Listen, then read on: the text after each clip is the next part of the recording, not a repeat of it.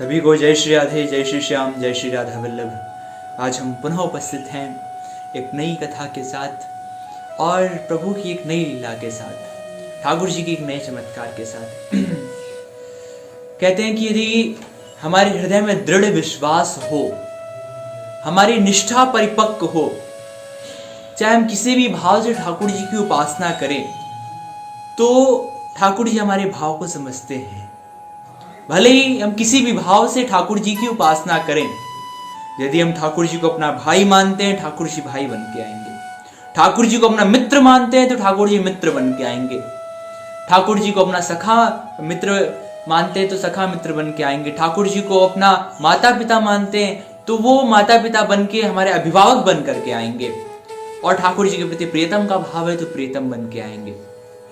आवश्यकता है तो ठाकुर जी से एक संबंध जोड़ने की, और जे क्षण आपने ठाकुर जी से संबंध जोड़ लिया कि ठाकुर जी आप हमारे हैं, हम आपके हैं, और ये प्रारंभिक अवस्था होती है, आप हमारे हैं, हम आपके हैं। फिर धीरे धीरे करके यही अवस्था एक अवस्था में और पहुंचती है कि केवल आप हमारे हैं और मैं आपका हूं, आपके अलावा और कोई नहीं है मेरा।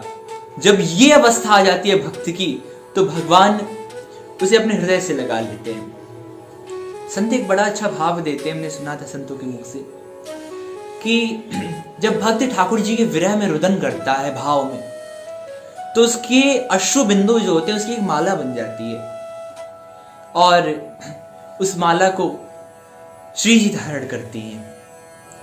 क्योंकि जो भक्तों की अश्रु होते हैं, विरह के अश्रु होते हैं, ठाकुर जी से अपने हृदय से लगाते हैं, तो श्री जी से माला बना के धारण करती। फिर हमारे श्री जी सुकुमार हैं, जब भक्त अत्यधिक रुदन करता है, उस माला का भार बढ़ जाता है, तो श्री जी उसे ठाकुर जी को पहना देती है। और जब भक्त भाव में आगे बढ़ते जाता है, भजन में, साधन में आगे बढ़ते जाता है, जैसे जैसे उसके हृदय का भाव परिपक्व होते जाता है, दृढ़ होते जाता है, वैसे वैसे करके उस माला का भार बढ़ते जाता है। और एक समय जब आता है, उस माला के भार से ठाकुर जी अपना सिर झुकाए खड़े रहते हैं और श्री जी से कहते हैं, श्री जी अब इसे अपनी छत्र छाया प्रदान करिए, अपने चरणों की भक्ति प्रदान कीजिए। क्यों? क्योंकि अब इसका जो साधन है वो संपूर्ण हो चुका है, अभी आपकी कृपा के लायक हो चुका है। तो श्री जी ऐसी अवस्था आने पे जीव के ऊपर कृपा कर देती है।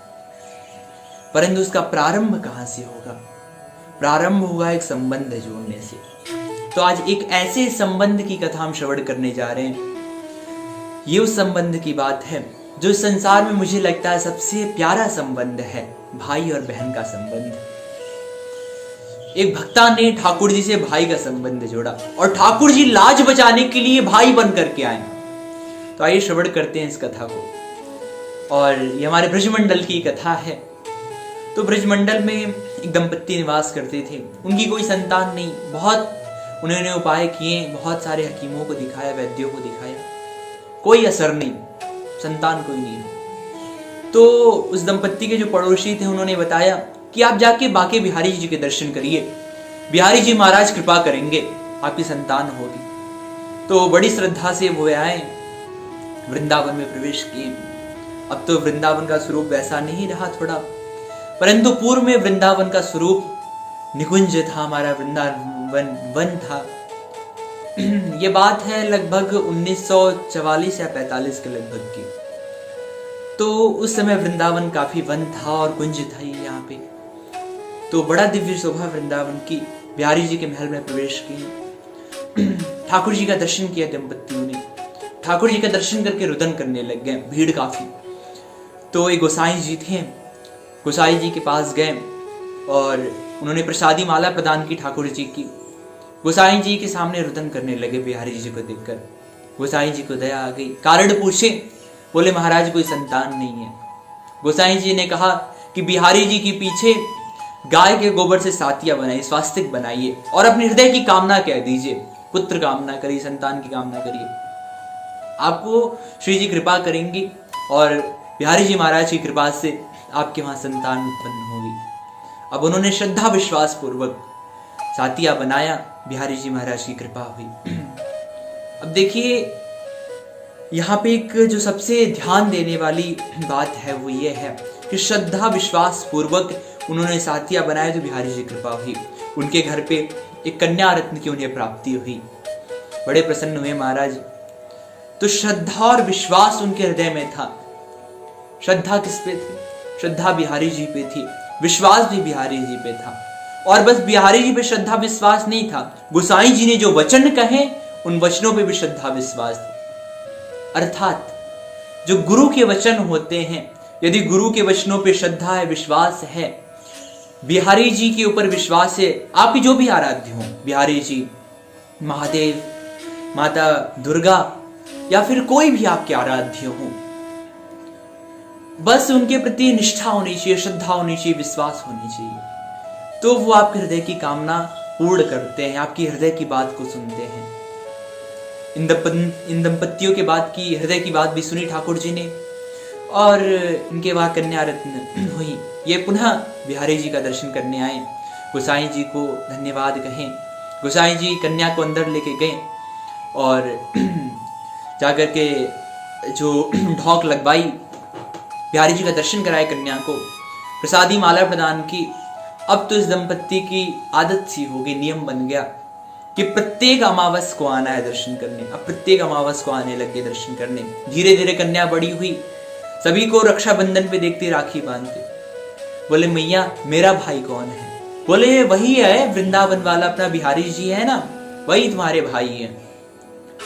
अब कहते हैं बच्चों के हृदय में आप जो बात डाल दें, बच्चे उसे स्वीकार कर लेते हैं। अब उस बच्ची का नाम उषा रखा गया। उसके हृदय में, उषा के हृदय में यही बात बैठ गई कि बिहारी जी हमारे भाई हैं। इसलिए कहते हैं जो अभिभावक जने ध्यान पूर्वक सुने कि यदि आपकी जो संतानें हैं तो अभी उनकी जो बचपना है, कहते हैं बचपन हमारे जीवन रूपी वृक्ष का जड़ होता है। यदि हम जड़ को मजबूत कर दें तो बड़े से बड़ा आंधी तूफान भी हमारे इस जीवन रूपी वृक्ष को डिगा नहीं सकता।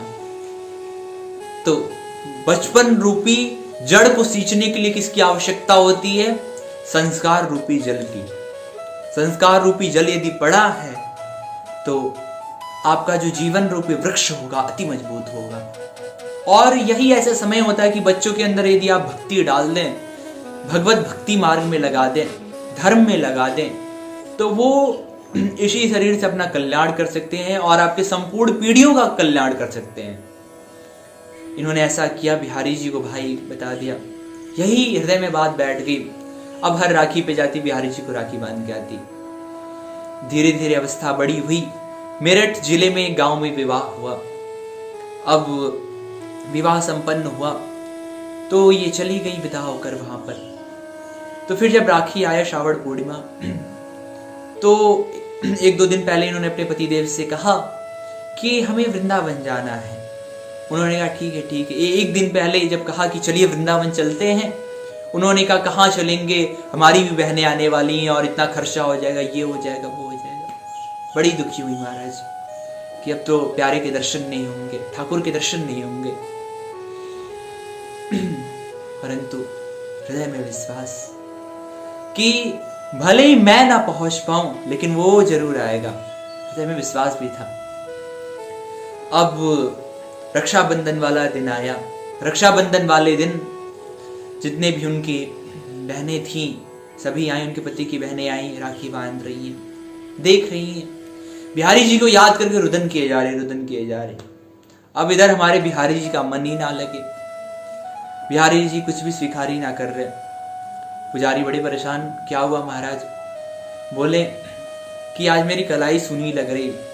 बोले महाराज इतने सारे राखी बंधवा के कलाई सूनी क्यों लग रही?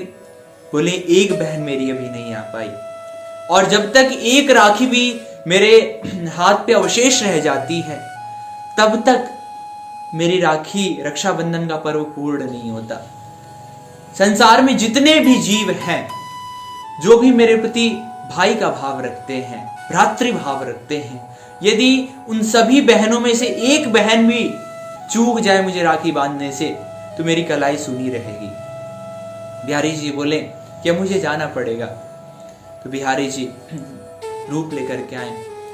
अब क्या हुआ कि उसने देखा कि उसके आंगन में एक छोटा सा नन्हा सा बालक आया, दिव्य स्वरूप, श्यामल स्वरूप, पीतांबर धारण किए हुए।